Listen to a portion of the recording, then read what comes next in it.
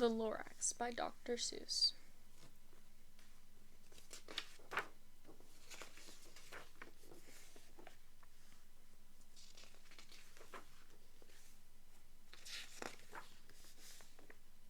At the far end of town, where the grickle grass grows, and the wind smells slow and sour when it blows, and no birds ever sing except for old crows, is the street of the lifted Lorax. And deep in the grickle grass, some people say, if you look deep enough, you can still see today where the Lorax once stood, just as long as it could, before someone lifted the Lorax away. What was the Lorax, and why was it here? And why was it lifted and taken somewhere? From the far end of town where the grickle grass grows, the old Oncelers still live there. Ask him. He knows. You won't see the Onceler. Don't knock at his door. He stays in his lurkum on top of his store. He lurks in his lurkum cold under the roof, where he makes his own clothes out of muffered moof. And on special dank midnights in August he peeks out of the shutters, and sometimes he speaks and tells how the Lorax was lifted away. He'll tell you, perhaps, if you're willing to pay.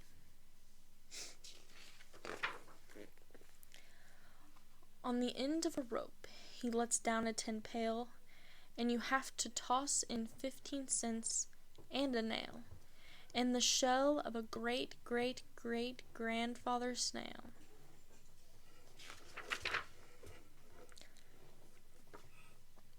When he pulls up the pail, makes a most careful count to see if you paid him the proper amount.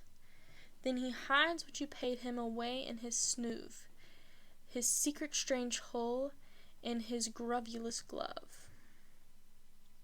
Then he grunts, I will call you by whisper my phone, for the secrets I tell are for your ears alone. Sloop! Down sloops the whisper my phone to your ear, and the old Onceler's whispers are not very clear, since they have come down through a snurgly hose, and he sounds as if he had smallish bees up in his nose. Now I'll tell you, he says, with his teeth sounding gray, how the Lorax got lifted and taken away. It started way back, such a long, long time back. Way back when the grass was green and the pond was still wet, and the clouds were still clean, and the songs of the swoomy swans rang out in space. One morning, I came to this glorious place, and I first saw the trees, the truffula trees, the brightly colored tufts of the truffula trees, mile after mile in the fresh morning breeze. And under the trees I saw brown barbaloots, frisking about in their barbaloot suits as they played in the shade and ate truffula fruits. From the rippleless pond came the comfortable sound of the humming fish humming while splashing around. But those trees, those truffula trees! All my life I'd been searching for trees such as these. The touch of their tufts was much softer than silk, and they had the sweet smell of fresh butterfly milk.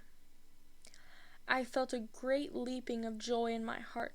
I knew just what I'd do. I unloaded my cart. In no time at all, I had built a small shop. Then I chopped down a truffula tree with one chop, and with great skillful skill, and with great speedy speed, I took the soft tuft, and I knitted a thneed. The instant I'd finished, I heard a gazoomp. I looked. I saw something pop out of the stump of one of the trees I'd chopped down. It was sort of a man. Describe him? That's hard. I don't know if I can. He was shortish, and oldish, and brownish, and mossy, and he spoke with a voice that was sharpish and bossy. "Mister," he said with a sawdusty sneeze, "I am the Lorax. I speak for the trees. And I'm asking you, sir, at the top of my lungs." He was very upset as he shouted and puffed, "What is that thing you've made out of my truffula tuft?" "Look, Lorax," I said, "there's no cause for alarm. I chopped just one tree. I am doing no harm. I'm being quite useful. This thing is a sneed. A thneed's a fine something that all people need. It's a shirt, it's a sock, it's a glove, it's a hat. But it has other uses. Yes, far beyond that. You can use it for carpets, for pillows, for sheets or curtains, or covers for bicycle seats." The Lorax said, "Sir, you are crazy with greed. There is no one on earth who would buy that fool thneed." But the very next minute, I proved he was wrong. For just that minute, a chap came along, and he thought that the thneed I had knitted was great, and he happily bought it for $3.98. I laughed at the Lorax. "You poor stupid guy. You can never tell what some people will buy." "I repeat," cried the Lorax, "I speak for the trees." "I'm busy," I told him. "Shut up, if you please." I rushed across the room, and with no time at all, built a radiophone. I put in a quick call. I called all my brothers and uncles and aunts, and I said, "Listen here. Here's a wonderful chance for the whole Onceler family to get mighty rich. Get over here fast. Take the road to North Nitch. Take a left at Weehawken. Sharp right at South Stitch." And in no time at all, in the factory I built, the whole Onceler family was working full tilt. We were all knitting threads just as busy as bees, to the sound of chopping of truffula trees. Then, oh baby, oh, how did my business grow. Now, chopping one tree at a time was too slow. So I quickly invented my super axe hacker, which whacked off 4 truffula trees at one smacker. We were making thneeds 4 times as fast as before, and that Lorax, he didn't show up anymore. But the next weekend, he knocked on my new office door. He snapped, "I'm the Lorax who speaks for the trees, which you seem to be chopping as fast as you please. But I'm also in charge of the brown babaloots who played in the shade in their babaloot suits, and happily lived eating trufflet fruits. Now, thanks to your hacking my trees to the ground, there's not enough truffle of fruit to go round. And my poor barbaloots are getting all the crummies, because they have gas, no food in their tummies." They loved living here, but I can't let them stay. They'll have to find food, and I hope that they may. "Good luck, boys," he cried, and he sent them away. I, the Onceler, felt sad as I watched them all go, but business is business, and business must grow, regardless of crummies and tummies, you know. I meant no harm. I most truly did not. But I had to grow bigger, so the bigger I got.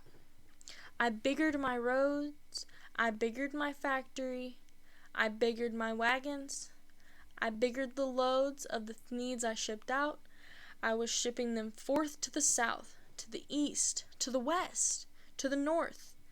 I went right on biggering, selling more needs, and I biggered my money, which everyone needs. Then again, he came back. I was fixing some pipes, then that old nuisance Lorax came back with more gripes. I am the Lorax. He coughed and he whiffed. He sneezed and he snuffled. He snargled, he sniffed. Onceler, he cried with a cruffulous croak. Onceler, you're making such a smogulous smoke. My poor swami swans, why they can't sing a note. No one can sing who has smog in his throat. And so, said the Lorax, please pardon my cough. They cannot live here, so I'm sending them off. Where will they go? I don't hopefully know.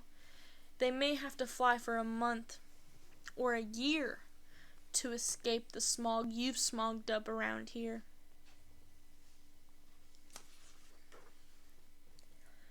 What's more, snapped the Lorax. His dander was up. Let me say a few words about gluppity-glup. Your machine chugs on day and night without stop, making gluppity-glup. Also sloppity-slop. And what will you do with this leftover goo? I'll show you, you dirty old onceler man, you. You're glumping the pond where the humming fish hummed. No more can they hum, for their gills are gummed. So I'm sending them off. Oh, their future is dreary. They'll walk on their fins and get woefully weary in search of some water that isn't so smeary.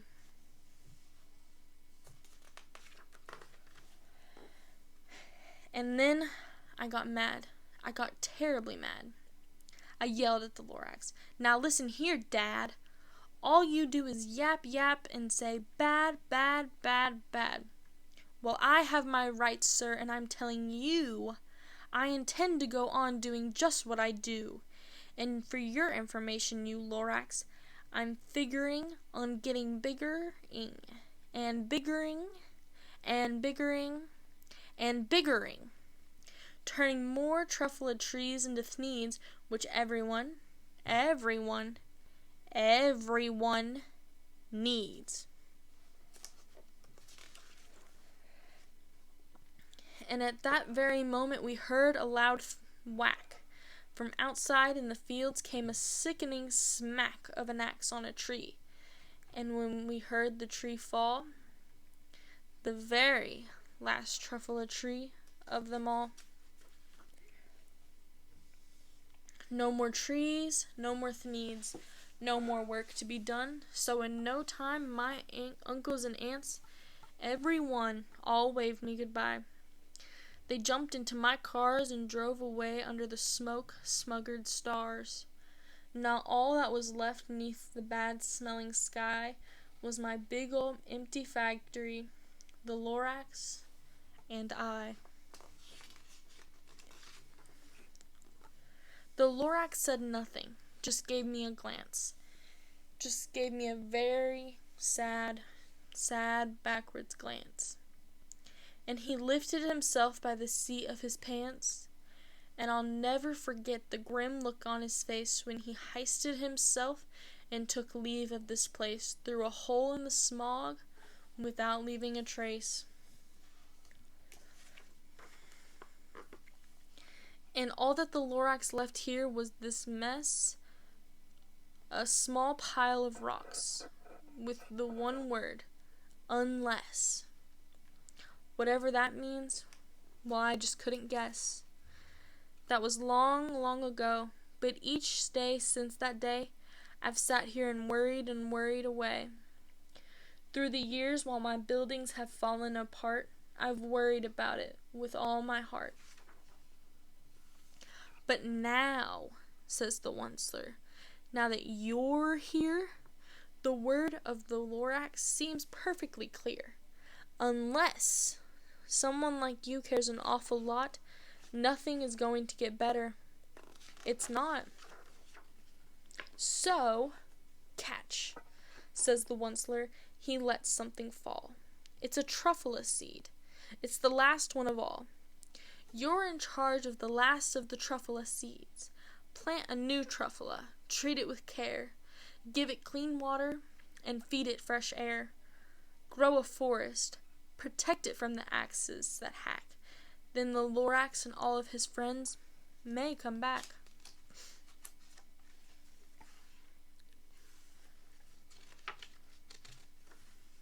The end.